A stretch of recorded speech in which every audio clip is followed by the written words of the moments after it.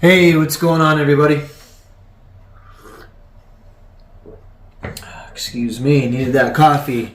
Time for a little morning edition of the podcast, the 4,000 footer little story time that I have here. Just had a few minutes to kill and just thought I would real quickly just go through a couple while I got a little time here by myself. Felt like telling a story or two, so we'll get right into it. Getting pretty far along, 12 I think we have on there so far, so we'll see if we can keep moving forward. I've done a lot more than 12, so we should have some good stories still left in this bag. So, this Mount Wambach, I feel like I want to take Mount Wambach out, because I choose that one every time. Every episode I've chose Mount Wambach out of there.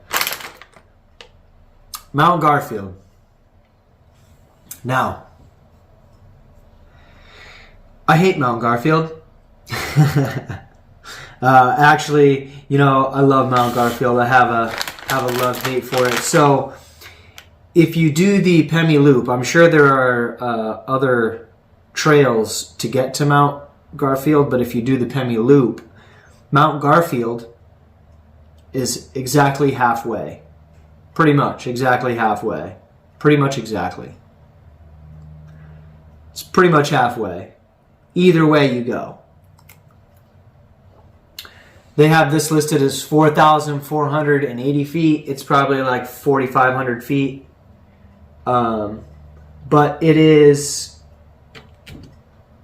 So it's halfway on the Pemi Loop. So you come like... The way you should do the Pemi Loop, if you don't know what the Pemi Loop is, the Pemigewasset Loop, it loops the Pemigewasset Wilderness. It's 31 miles, 18,000 feet of elevation gain. It's 11 peaks if you do them all. If you don't do them all, like if you don't do the offshoots, it's 8, I believe, 4,000 foot peaks, a couple 5,000 foot peaks. And Mount Garfield sits right in the middle. So if you do it the way you should, doing it counterclockwise, you start at Lincoln Woods Trail, go counterclockwise, you come up the Bond Cliffs, and you'll do all the bonds. You'll do Bond Cliff and Mount Bond and West Bond. I haven't done West Bond. Oh, that's a story for another day when we get there. And then when you come down off of the Bond Ridge, Garfield stands alone in between Franconia Ridge and Bond Cliff Ridge, or whatever you want to call it, the Bond Ridge. And so you're exhausted by the time you get to it. So we were doing the Pemi Loop, and that was my first experience with Mount Garfield. And we came up the back side of it. The first time we tried the Pemi Loop, we didn't get it done. We did it clockwise. We started with Mount Flume. We skipped out on some water, ended up having to go down to the hut on Lafayette, which put us over a mile out of our way, and had to climb Lafayette a couple times. So that Pemi Loop was destined to fail at the beginning. And by the time we got to Garfield, the first time we did summit Garfield, and then we came down the backside of Garfield, and that's where your cutoff is for a semi-Pemi. If you need to get out of the mountains, it's straight, muggy, straight, buggy, nasty, muddy trail out of the Pemis. So Garfield sits in the middle, and the first time we climbed it, it's brutal, and then you come back down the backside. The second time, when we finished the Pemi Loop, we did counterclockwise, did the Bond Cliffs first, came down off the Bonds, and it really wasn't that bad getting up to the summit of Garfield. But it's always super daunting sitting there on Garfield. So I've done this twice now, sitting on Garfield and looking up at the ridgeline where you have to go. And I was looking up at Lafayette after just doing all the bonds, 17 miles, Audubon's and Garfield. So I'm sitting on Garfield at Lafayette, like, how am I ever going to make this? Looking at that whole ridge line that I would have to come down, Owl's Head in the middle, Flume and Liberty on the end. And it was just super daunting. And I remember, like, that was one of the times that I've dug the deepest in my life, was to climb Lafayette after climbing Garfield.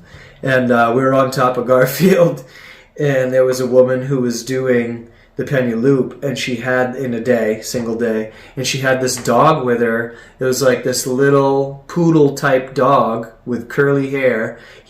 Poor little guy had muddy feet all the way up to like his elbows, and he did not look like he wanted to continue. And this woman looks at us and she says, "You think I can make it with that dog?" And we're like, what if you're not going to make it with that dog? What are you going to do with that dog if you don't make it? Like, man, well, so we remember that. That's a kind of an inside joke between me and my uncle and my cousin Russ. You think I can make it with that dog? No, I don't think you can make it with that dog. So I don't know what happened to that dog. I don't know what happened to that woman. But we pushed on from there. So Garfield, it sits in between. If you ever do the Penny Loop, which I hope you all get a chance to do, you don't have to do it in one day. You can do 1, 2, 3, 4 days. But you'll realize that Garfield is in the middle. So even if it's a beautiful view from the summit, it's tough to love it because you're in such pain. You're in such pain when you get there. So one more story, and then I gotta get out of here. Got a lot to do today. Mount Madison, 5,000 footer, 5,003. They got this 5,366. It's like 5,400 feet, we'll call it. Mount Madison is a president, obviously, and it is the.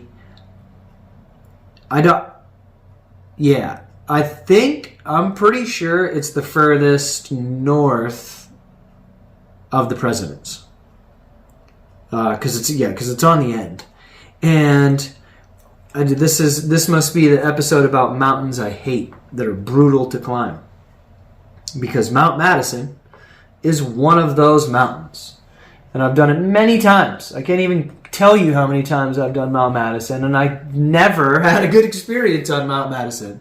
It's always foggy. You always get caught in bad weather on Madison. And Mount Madison has false summits. So one particular time that sticks out was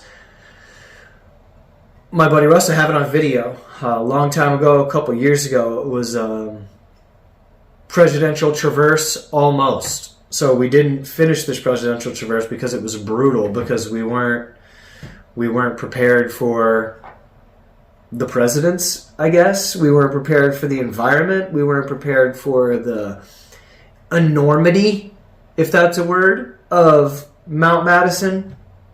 So the first time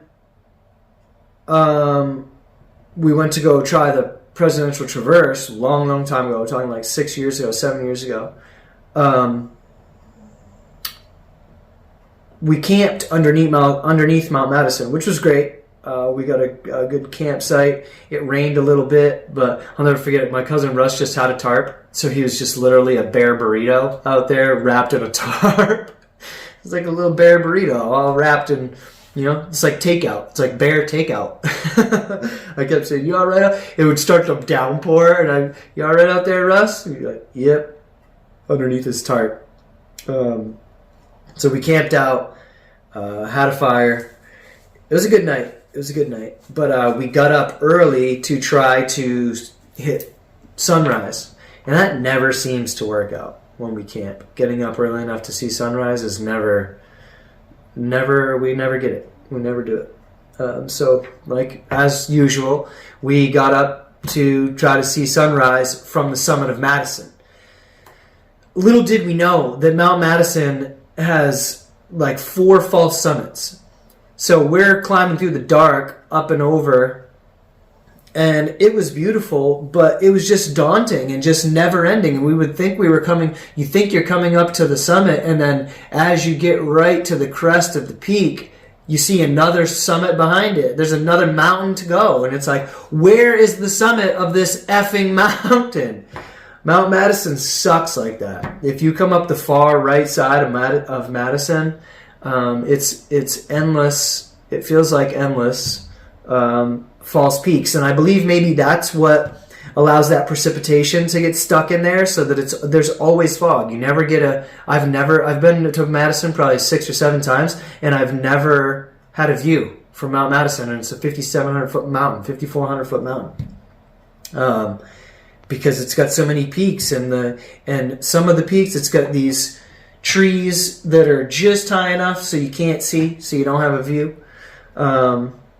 So it's big, and it's bad, and it's brutal, and it's like, if you can cut it off, do it. Don't, like, Madison is great, but maybe only for a single hike. So Madison Spring and Madison Spring Hut is a big thing. I believe the Madison Hut is open all year round, and so that's a big tourist attraction. A lot of tourists come hiking tourists come from Canada and from down south, and since the Madison Spring Hut is open all year round, I believe it's open all year round. Comment down below, let me know if it is, if you know.